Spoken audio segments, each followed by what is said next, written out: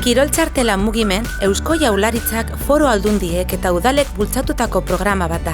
Ariketa fisikoa egin ahal izateko, kirol instalazioen eskaintza zabaltzera bideratuta dagoena.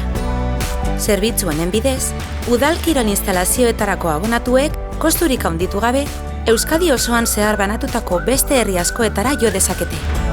Kirol txartela mugimenten online aplikazioa, gainera, programari atxikitako udalerri bakoitzak eskaintzen dituen instalazioen, ordutegien eta kirol zerbitzuen informazio zehatza lortzeko aukera ematen du.